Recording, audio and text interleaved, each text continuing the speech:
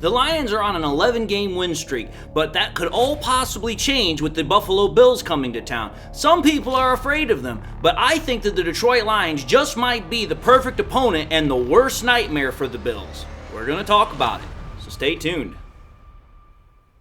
What are we? What makes us what we are and what we're going to be? It's grit. It's what we started with last year, guys.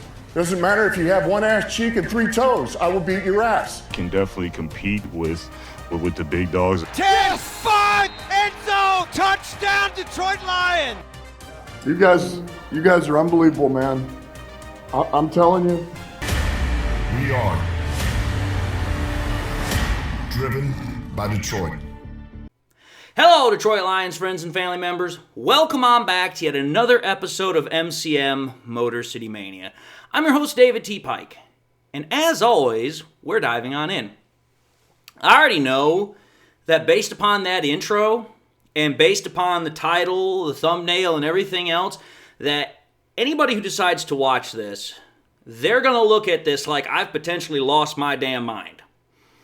And, kind of go with the Bob Ross theme here, maybe I have. But I'm going to tell you this right now. I truly believe that when it comes to the Buffalo Bills, the Lions might just be their perfect opponent in the sense of their kryptonite.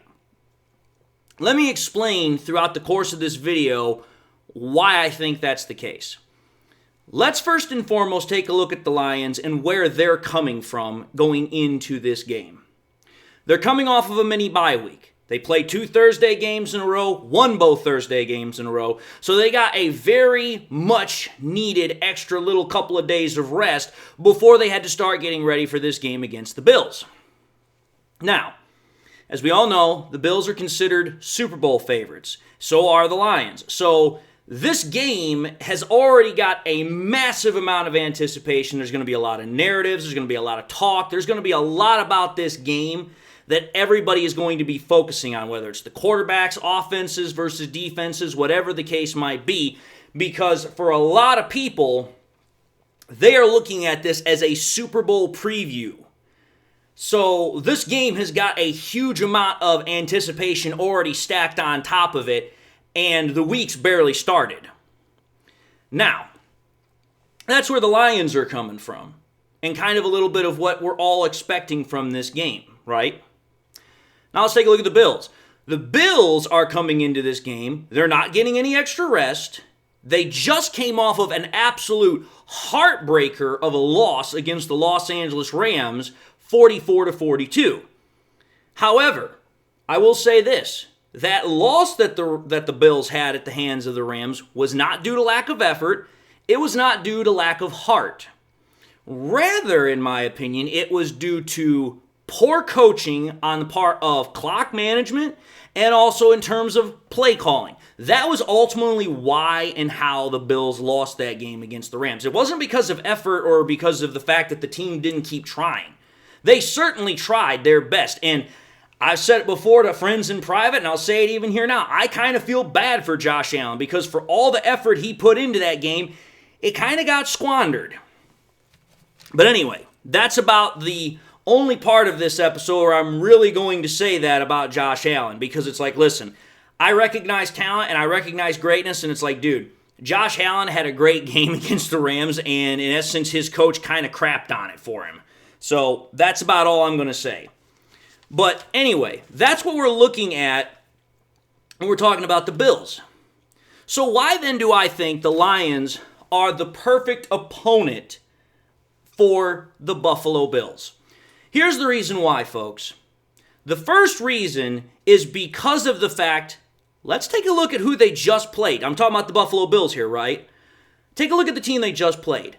The Los Angeles Rams.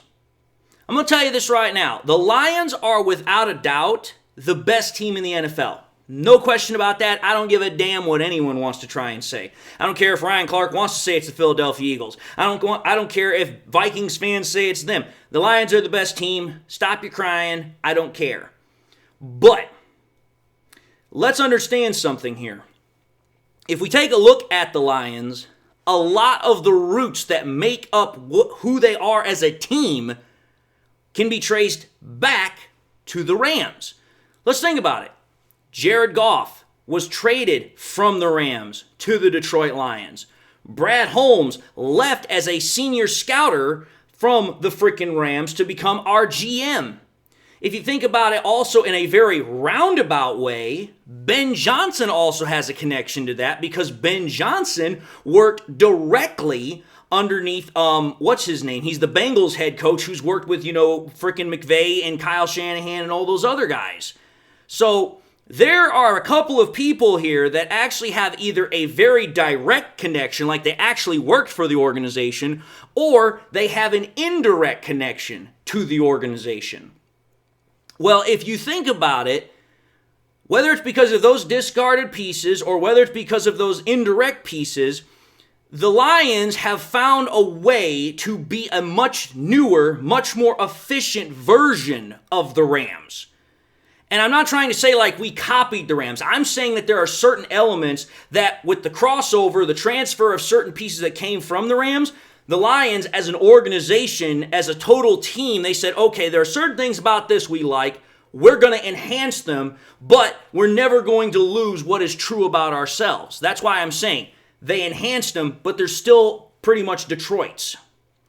Well, when you take a look at it, the Lions now kind of run a hybrid West Coast offense that has some of the concepts that Jared Goff liked to run when he was out there in LA, but it also has things that Ben Johnson has picked up over his years of coaching that also he wants in the offense. So it's kind of this conglomeration of multiple West Coast style offenses and different kinds of concepts all formed into one very complex, albeit very efficient offense. Well, when you think about it, let's put this into context here.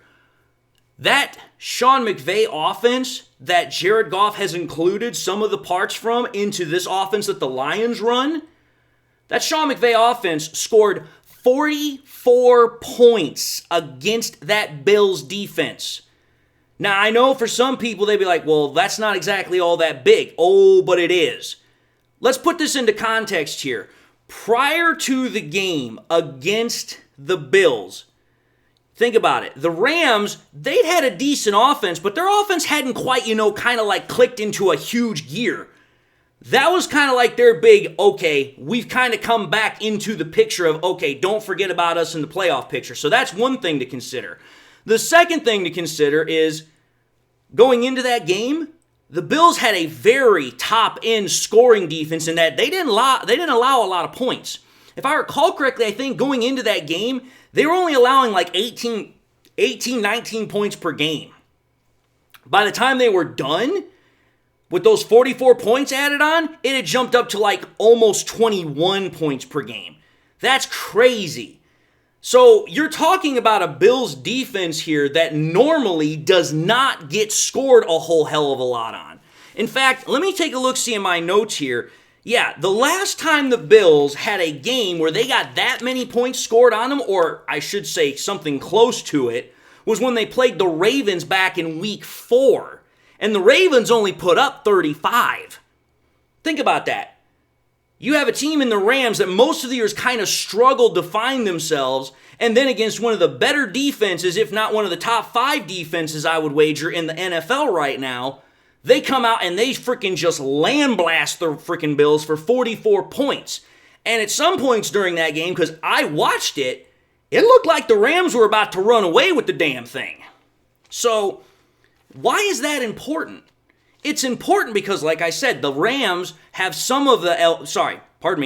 got the backwards. The Lions have some of the elements from Sean McVay's offense because of Jared Goff. Well, as I just stated, the Lions offense is a much more efficient freaking offense than the freaking Rams is. Like, it makes the Rams, turbo offense look like a freaking child's play version of it because the Lions offense is on a whole different level. But again, take a look at how the individual units of the Rams did against the Buffalo Bills defense. Take a look at the quarterback Stafford, the running back Kyron Williams, and then the receivers Puka Nacua and Cooper Kupp. When you take a look at Stafford, Stafford had 320 passing yards for almost 77 completion percentage rate, almost 11 an average a throw for 2 touchdowns, no picks, 132.6 passer rating, and a 97.6 QBR.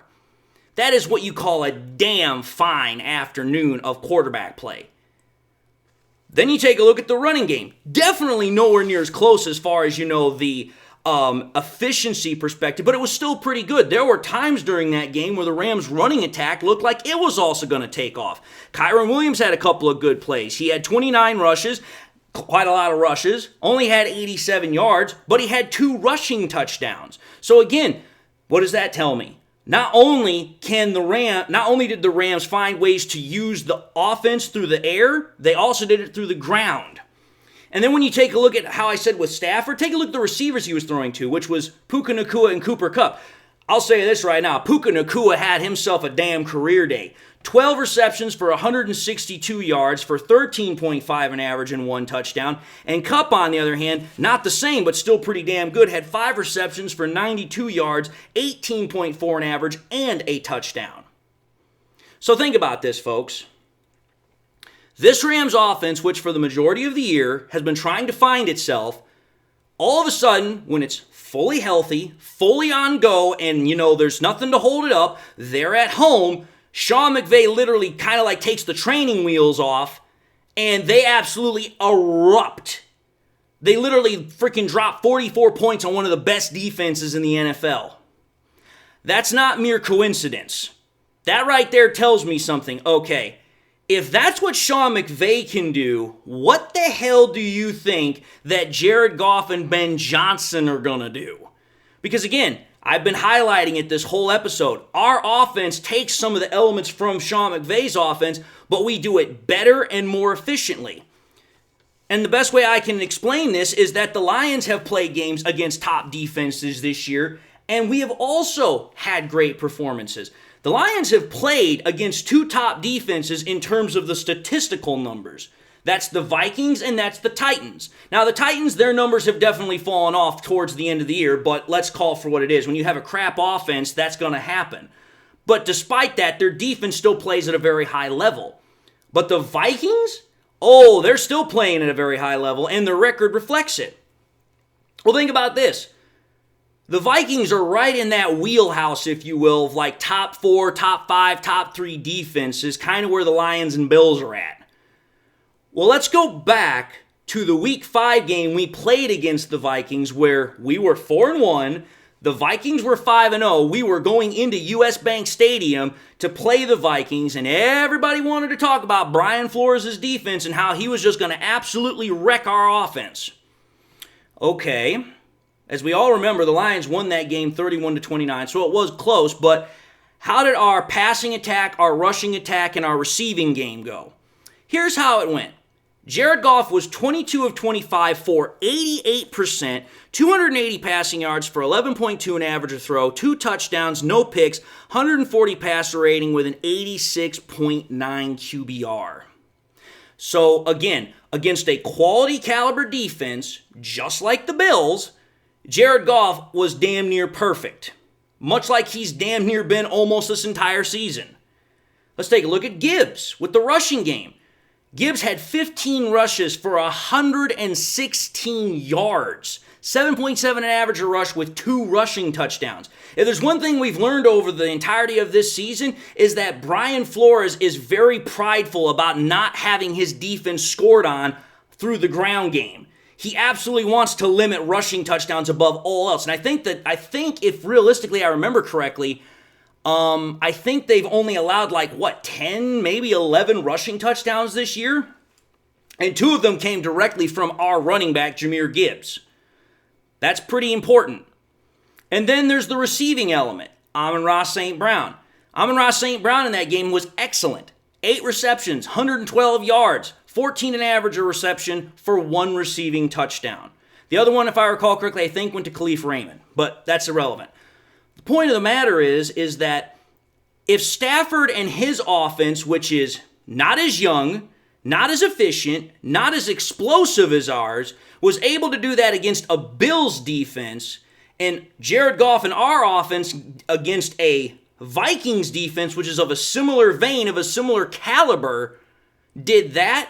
I'm feeling very good about what our offense can do against the Bills as far as their defense is concerned. Now, I know this. Everybody's going to be like, well, David, nobody's having a debate here about the offense's capabilities. We know that. The issue, rather, is our defense. And the reason why is because our defense is banged up. And to add further insult to injury, like I said earlier on in this episode, Josh Allen had himself a literal record-setting day. One of the very few players to have both 3 passing touchdowns and 3 rushing touchdowns in the same game. But here's what I'm going to say. While, our defense has got some injuries that it's dealing with, let's keep into perspective, as we heard from Dan Campbell in his presser on Monday. One, we should be getting some of those guys back really soon. Some of them we might even get back this week, like Reeder, maybe Levi or Pascal. Again, we're not exactly in a totally terrible spot here. But then people are going to say, well, David, Josh Allen. Okay, let's put something into context here. Josh Allen had himself a great game from the fact he scored 6 touchdowns. But as far as an efficiency perspective, he wasn't that good. At least as a passer. Let me show you what I mean here. Take a look at Josh Allen's passing statistics from the game against the frickin' Rams. He was 22 of 37. That's 59.5%, folks. For such an elite MVP quarterback, that's a bad completion percentage. And I remember watching that game. He missed some very wide open throws. He had 342 yards, 9.2 an average a throw, 3 passing touchdowns, 117.2 passer rating with a 90.3 QBR. Again, the numbers make it look a lot better than what it was, but there were some throws that I remember watching from that game. Josh Allen missed a lot of big-time throws that would have helped out his offense, helped out his team. But the other flip side of this coin is the fact that if you also take a look at the game, Josh Allen was the Bills' leading rusher. That's key. That's huge. Because that means that their running backs couldn't do anything. And if there's one thing our defense has been very good at the last 2 years and has really gotten even better at the end of this year, it's our rush defense. Josh Allen had 10 rushes for 82 yards. And again, the 3 touchdowns, which was, I think, 8.2 an average a rush. Yeah. 82 divided by 10. Simple math. That right there ought to tell you something. Much like I have said it, and much like most everybody else has said it, when the Bills run into top-end defenses, it's no longer a Bills offense. It's a Josh Allen offense. It's the Josh Allen show. Which, don't get me wrong, Josh Allen is hella hard to stop. But it's not impossible. And when you've got Josh Allen that's making throws that are not advisable, or he's being inaccurate or bad with his decision-making, that's going to play very well into the Lions defense's hands because we are opportunistic. We make people pay with boneheaded decisions. And as much as I hate to say it, Josh Allen is kind of like the Brett Favre of the NFL right now. He's a gunslinger. You love the fact he likes to take risks, but man, if those risks don't often backfire on him. So, okay, Josh Allen, he can run the ball, he can pass the ball. Who are his top receiving options? His top 2 receiving options right now are wide receivers Khalil Shakir and Amari Cooper. In the game against the Rams, Khalil Shakir had 5 receptions for 106 yards, 21.2 an average, 22-point average a catch, 1 touchdown. Amari Cooper, on the other hand, had 6 receptions, 95 yards, 15.8 an average, no receiving touchdowns. So again, the receptions and the receiving game from that's definitely something we've got to pay attention to here. But the reason why the offense of the Bills is not something I am particularly worried about, or I wouldn't say I'm not particularly worried about, I'm not as worried about it. That's a better way to put it. I still worry about it, but not as much as I think people should be. Let's understand something here. The main reason that the Bills were able to keep their offense on the field and running for as well as it was is because of the fact that Allen was able to extend plays. Which, when you got a guy that's 6'5", 250, 240, and he's running out there like a freaking linebacker, yeah, it's hard to bring the damn man down. But again, it's not impossible. If you think about it, go back to all the other guys the Lions have faced this year that are scrambling quarterbacks, running quarterbacks. We faced 5 of them, folks. Kyler Murray, Caleb Williams, Anthony Richardson, Baker Mayfield, and Geno Smith.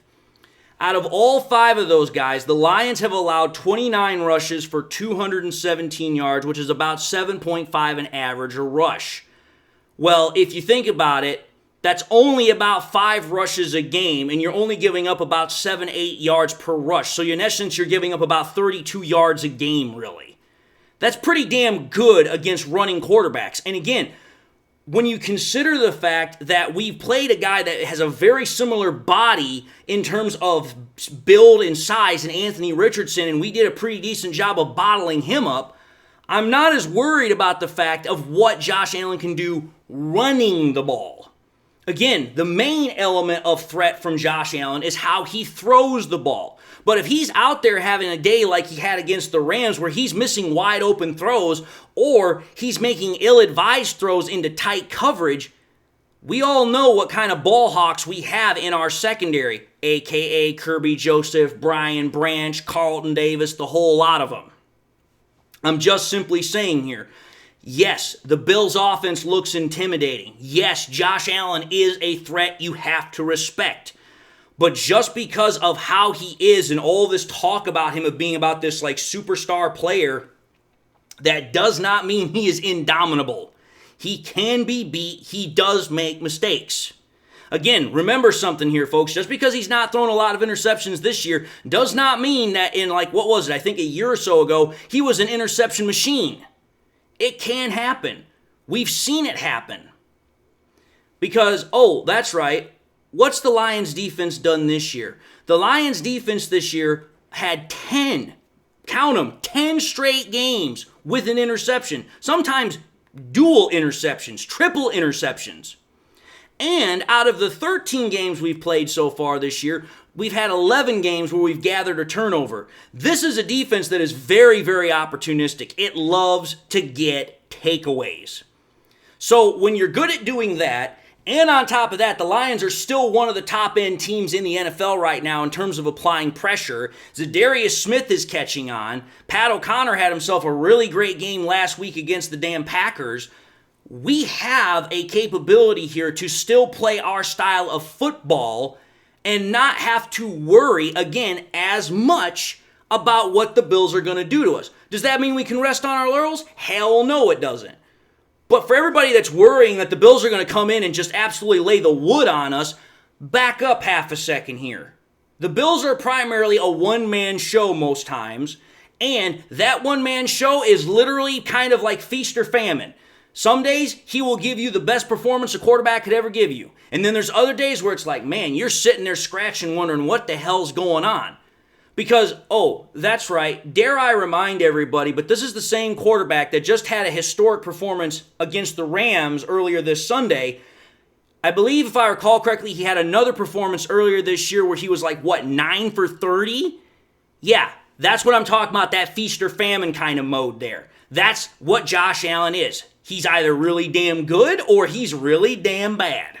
It kind of depends on who you're getting. It's dealer's choice. And again, there's options like we're going to possibly get DJ Reader back. We're going to obviously have Zadarius Smith. We might get Levi Pascal and all these other guys for this game. So again, there's definitely reasons to where we shouldn't have to worry as much. That's why I keep saying it that way. Worry as much. Worry as much. I'm not saying we shouldn't worry. We definitely should worry to a certain extent. We definitely do not want to, we don't want to take them lightly. We don't want to underestimate them. But at the same time, we shouldn't be, literally working ourselves up into a tizzy about it as well. Because again, let's just take a look at the reasons why I think the Lions are in a good spot and they can win. One, like I said earlier, the Lions have had extra time to prepare. They've had a week and a half to take a look at what the Bills like to do, and they're now getting time to look at the game film from this last week. So they've got extra time to prepare. They've had extra time for rest and recuperation. They've got a better home field advantage than the Rams. Again, the Rams were at home, but the Rams don't really have a strong fan base. Lions? Oh, that's a very different kind of conversation. Our offense is always quiet when we're at Ford Field, and when the defense is on the field, it is loud as hell. That's what our freaking fan base does. It's a absolutely massive home field advantage. Like I said, our offensive scheme is similar, but it's better. We've got better talent on offense. We have better weapons on our offense, and our quarterback is better on our offense. Like I also said, Josh Allen, great player, but he's erratic. He also likes to play hero ball. The defense for us is also, I believe, more talented than the Rams is, because the Rams is a young defense. They've lost a lot of talent over the years. Plus, like I said, our defense loves to get turnovers. It's absolutely one of those that lives on turnovers. And I'm going to say this, to add one more point to our defense. The Bills have not really faced a defense quite like ours just yet. They really haven't.